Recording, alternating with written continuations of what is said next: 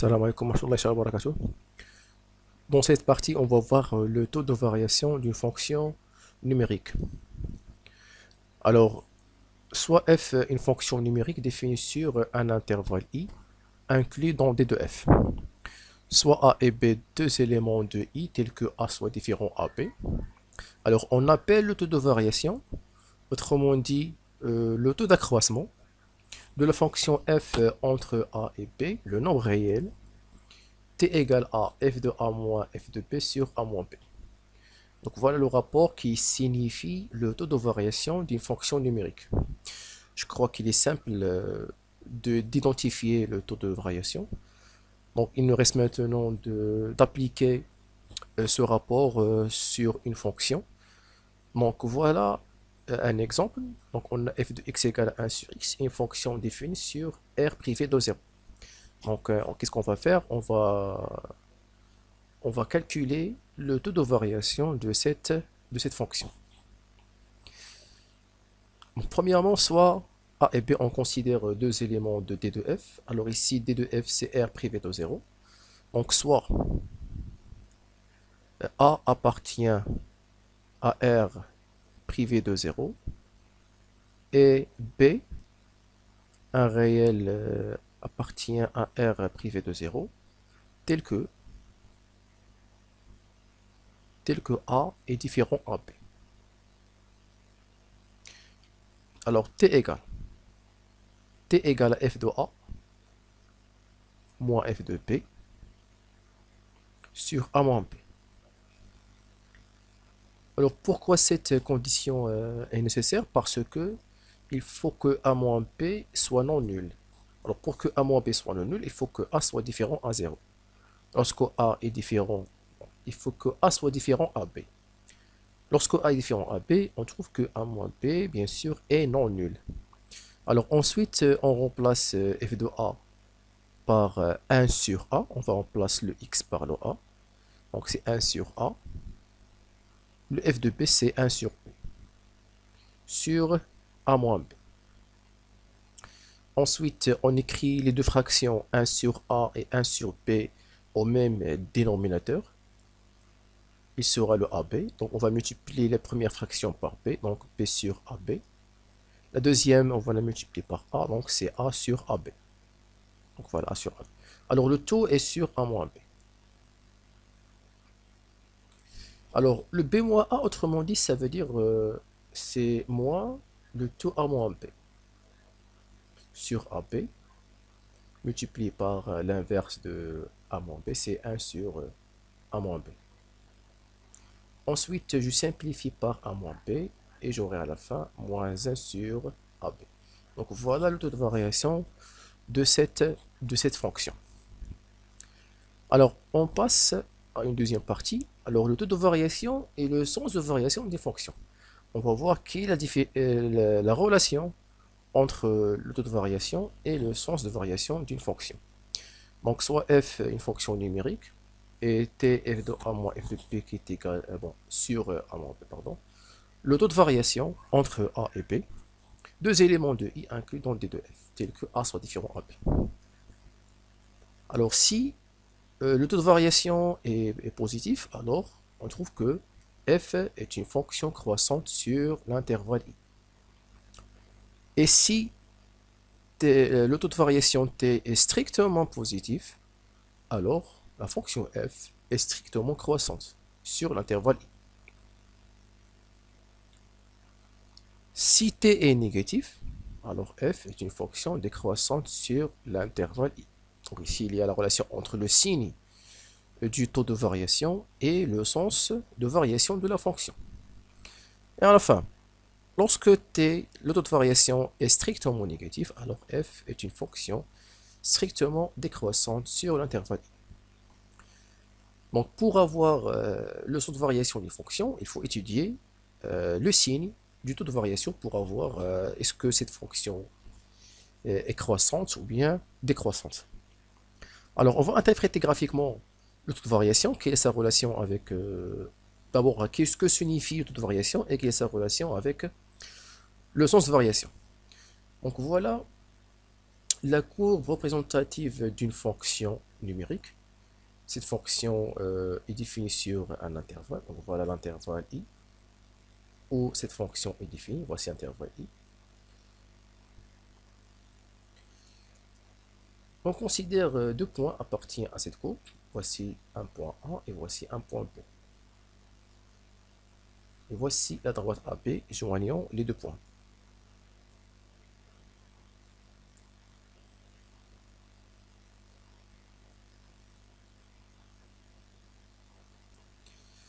Alors, les coordonnées de A. Il y a ici un nombre réel A appartient à l'intervalle I. Et son image, voici l'image de A, ça veut dire l'ordonnée du point A, c'est f de A. Pour le point B, voici l'abscisse de point B, un nombre réel appartient à l'intervalle I. Et voilà, l'image de B, c'est f de B, qui représente l'ordonnée du point B. Alors, autrement, le taux de variation f de A moins f de B sur A moins B est le coefficient directeur de la droite A. Ça, c'est autrement. Donc, que représente le taux de variation? Graphiquement, on représente le coefficient directeur de la droite qui joignent deux points de la courbe représentative. Alors, lorsque ce rapport, ce coefficient plutôt, lorsque ce coefficient est positif, alors on trouve que la fonction est croissante. Même chose lorsque une fonction, par exemple une fonction qui est décroissante, alors lorsqu'on trouve une droite qui joigne deux points sur la courbe représentative d'une fonction, alors ici, on trouve que le coefficient directeur de la droite AB est négatif. C'est pour ça on a la fonction est décroissante. Alors, dans cet exercice, on va appliquer bien sûr la propriété précédente.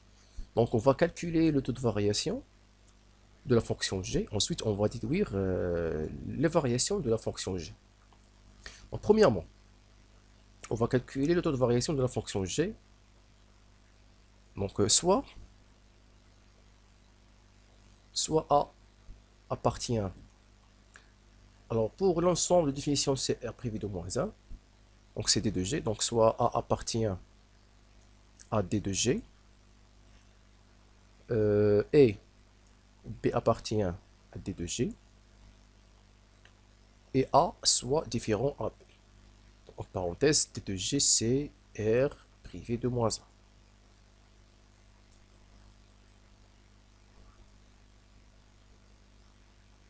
On a alors le taux de variation égal.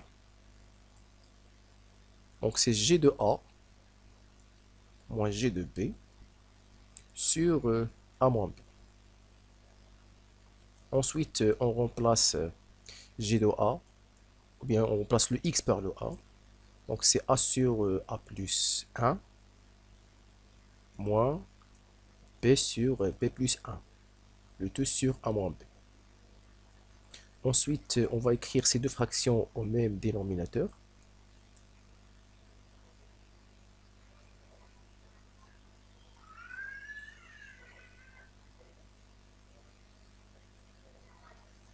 Donc, on va multiplier le A par B plus 1. Donc, c'est A facteur B plus 1. Moins B, on va le multiplier par A plus 1. Donc, c'est B facteur A plus 1. Le tout sur A moins B. Égal. Ensuite, je développe ici deux facteurs.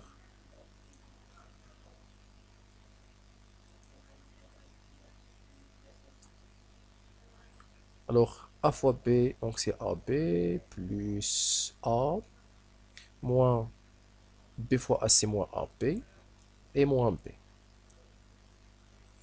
Alors, le tout est multiplié par 1 sur A moins B. Ensuite, je peux simplifier par AB. Alors, il me reste A moins B sur A plus 1, facteur B plus 1, le tout multiplié par 1 sur a moins b. Ensuite, je peux simplifier par a moins b et j'obtiens à la fin 1 sur a plus 1 facteur b plus 1. Donc voilà le taux de variation de la fonction g. Deuxièmement, on va étudier les variations de la fonction g, premièrement de l'intervalle moins 1 plus infini, et deuxièmement sur l'intervalle moins 1 moins l'infini. Donc tout simplement, on va étudier, pour avoir les variations de la fonction g, on va étudier le signe de toute variation, premièrement de l'intervalle moins 1 plus infini. Deuxièmement, donc on va considérer maintenant que a et b appartiennent à deux éléments de l'intervalle moins 1 plus infini. Donc soit a appartient à l'intervalle moins 1 plus infini, et b appartient à l'intervalle moins 1 plus infini.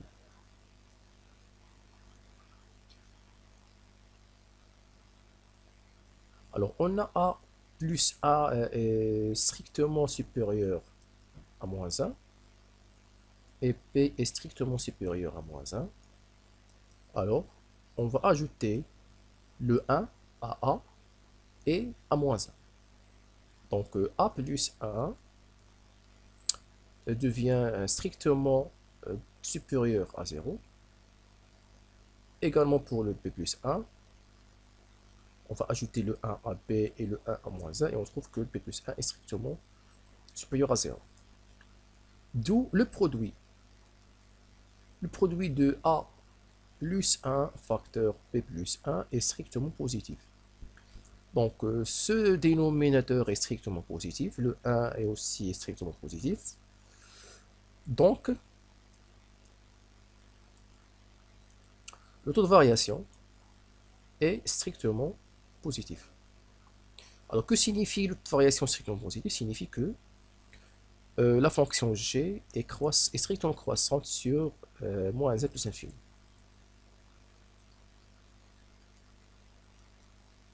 Alors, g est une fonction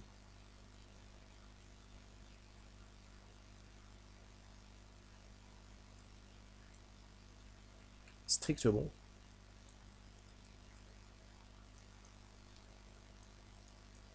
croissante sur l'intervalle moins 1 plus infini. On passe maintenant à étudier les variations de la fonction g dans le deuxième intervalle. Donc, soit maintenant a appartient à l'intervalle moins 1 moins l'infini, et b aussi.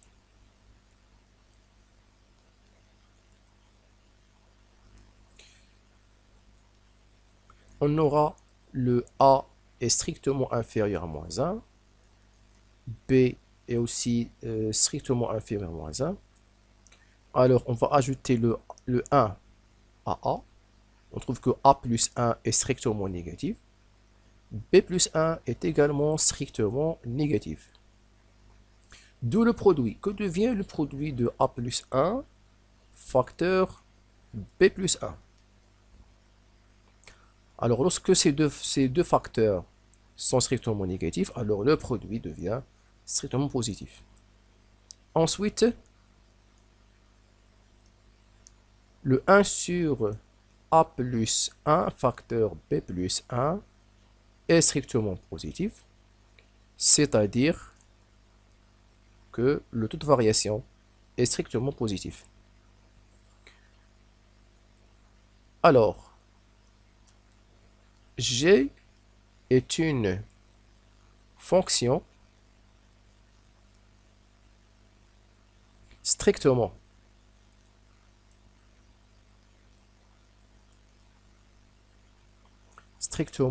croissante sur l'intervalle moins 1 moins l'infini. Troisième question, on va résumer les variations de la fonction g dans le tableau de variation. Donc, on va dresser un tableau de variation x, g de x, moins l'infini, plus l'infini. La fonction g n'est pas définie en moins 1. Donc, on va mettre ici 2 barres. Les 2 barres signifient que la fonction g n'est pas définie en moins 1.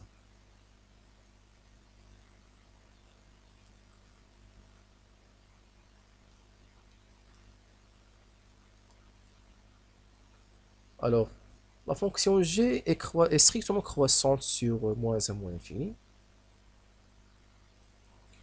Même chose pour l'intervalle moins 1 plus l'infini, la fonction g est strictement croissante. Donc voilà le tableau de variation de la fonction g. Et voilà pour cette vidéo. Merci pour votre attention et à bientôt.